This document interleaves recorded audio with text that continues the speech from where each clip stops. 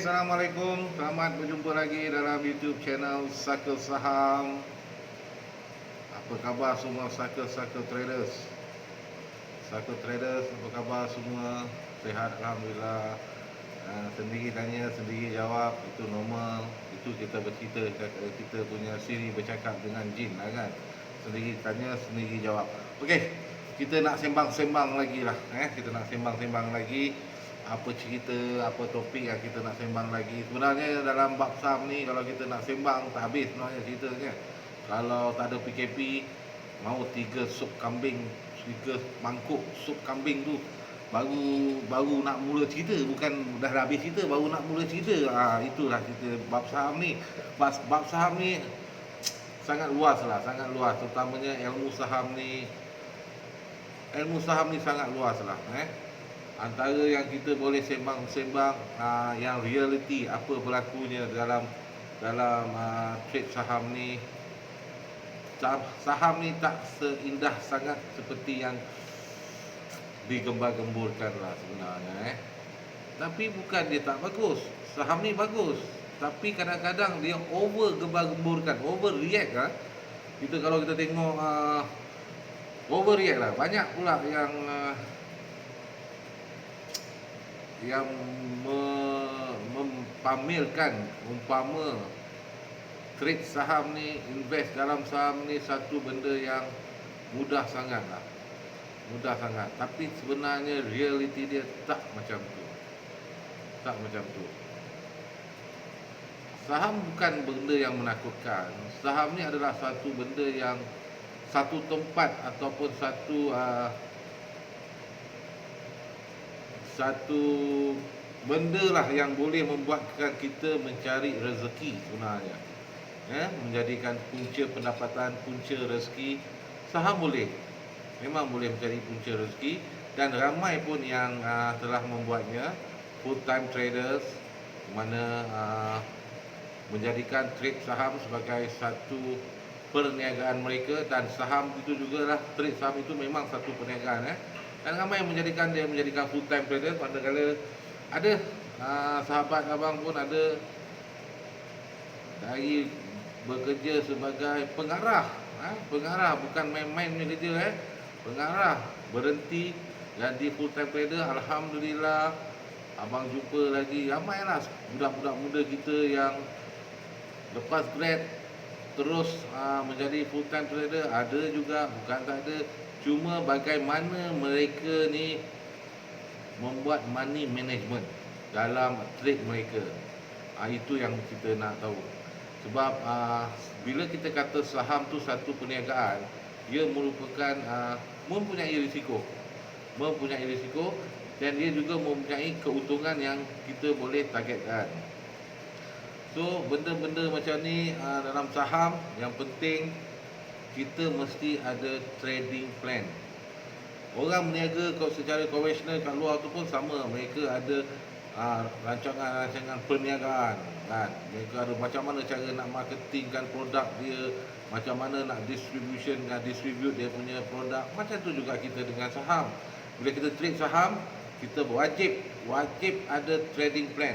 Kalau saham ni trading plan ni simple, exit entry. Itu je. Bila kita nak exit, bila kita nak entry, jenis counter yang kita nak pakai, nak beli, ataupun trade habit yang macam mana kita nak dalam saham tu. Itu antara trading plan lah, trading plan yang kita perlu ada. Tapi kalau kita nak masuk atau mencuburi saham ni tanpa trading plan, bang, bro, jangan main-main bang. Benda ni bukan main-main Boleh habis duit tau. Duit kita boleh habis sebenarnya. Cuma bukanlah satu benda yang sangat mengerikan. Yang mengerikan kalau dalam saham ni, bila kita tak ada ilmu. Kita tak ada ilmu dan kita lambat membuat action. Sebab dalam saham ni, kita tak perlu sijil pun bang. You tak perlu ada master, tak perlu ada degree, tak perlu ada PhD ke apa benda semua. Tak perlu ada. Itu bukan you punya tiket untuk berjaya dalam saham lah. Tapi yang perlu kita ada ilmu saham tu sendirilah. Ilmu saham tu sentiasa mencari ilmu, sentiasa memperbaiki diri, sentiasa ikut SOP, disiplin, dan yang paling penting sekali, kalau nak kalau nak menceburi bidang saham ni, mind dia.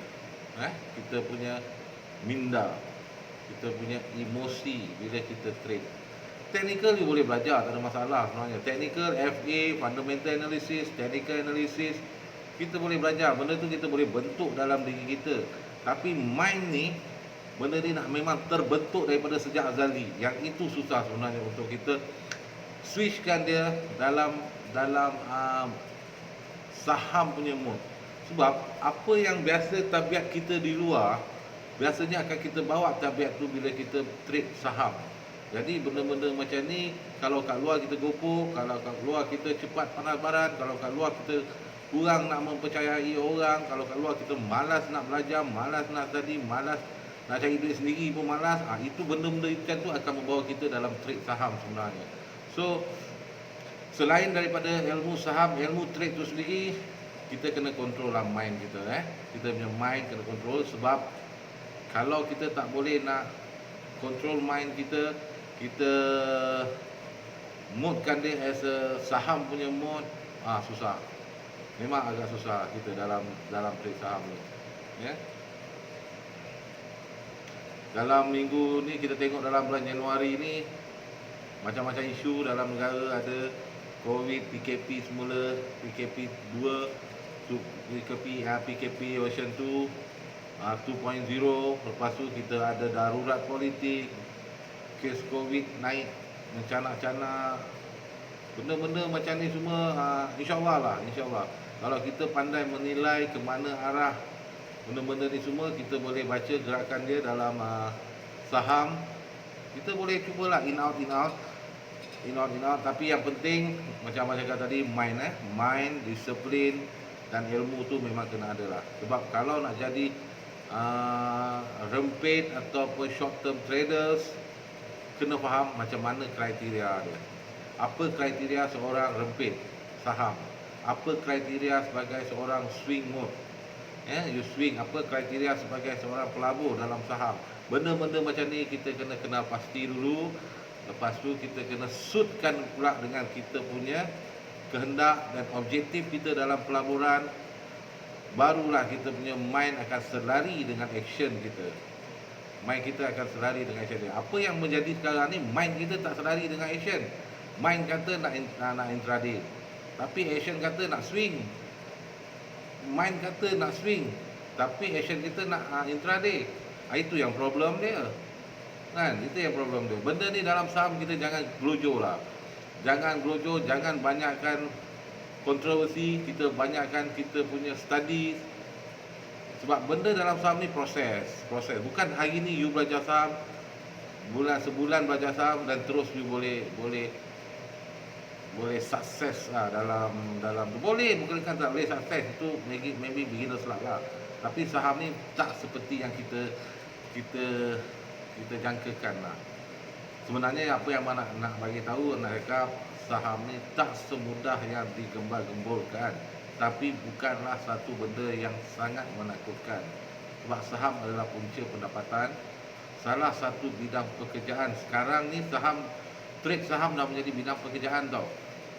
Bidang pekerjaan lagi best, you all tak ada tax tau. Sebab tax dah kena bayar situ. So ada yang berminat dengan saham ni, jangan putus asa. InsyaAllah satu hari abang doakan semoga semua berjaya dalam bidang saham ni. Kalau nak cerita abang punya experience ni, abang start daripada tahun 1995 ataupun awal 1996. After that 98 kena retrench dalam 8 bulan. Lepas tu masuk balik tahun 99 sampailah sekarang 2021. Just kira lah daripada 96 2021, 20 tahun lebih dah abang ada dalam bidang saham ni. Dan banyak pengalaman macam mana market kita crash zaman George Soros dulu. Lepas tu zaman apa tu yang bangunan yang kena langgar dengan kapal terbang tu.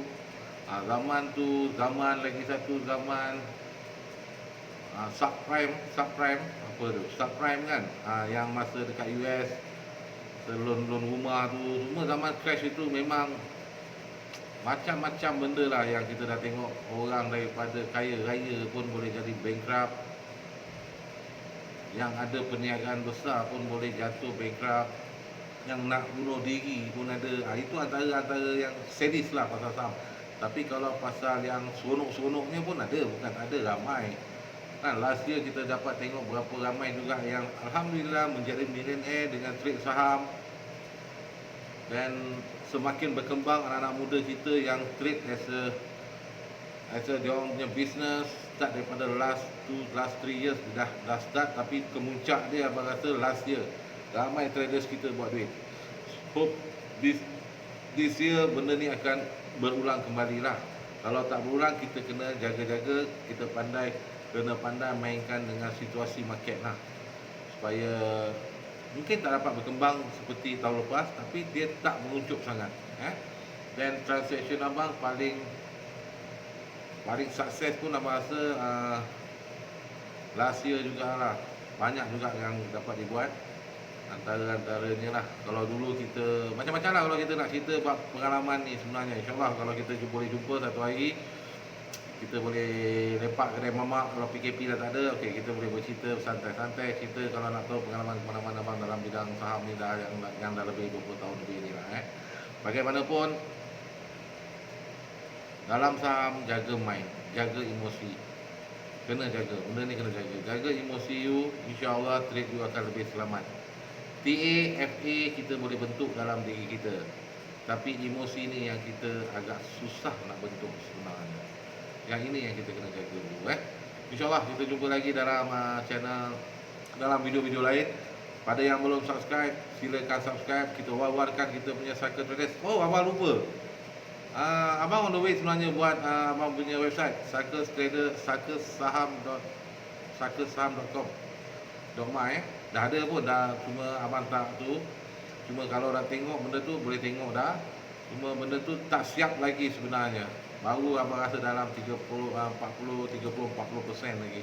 Banyak lagi yang kita nak letak dalam website itu nanti. InsyaAllah pada yang ada tadi masa abang buat live FB, ramai juga yang bertanyakan kelas asas saham. Kalau you orang betul-betul berminat untuk buat kelas asas saham ni, please komen dalam video ni kata nak, dan abang tengok kalau betul ramai, abang try dapatkan buatkan syllabus ni dah ada sebenarnya. Kita try dapatkan satu masa untuk kita buat secara online kelas saham tu. Kalau ada kelas asas saham ni pun kita bukannya nak charge tinggi sangat, ada. Sebab benda pun asas, daripada zero kita akan ajar you untuk mengenal saham ni, dan kita akan masukkan bab-bab psikologi dalam saham. InsyaAllah kita akan buat benda-benda tu lah. Cuma kalau betul you nak, you tulis itu kata nak, nanti abang try bawarkan. Okey, kita jumpa lagi. Assalamualaikum warahmatullahi wabarakatuh.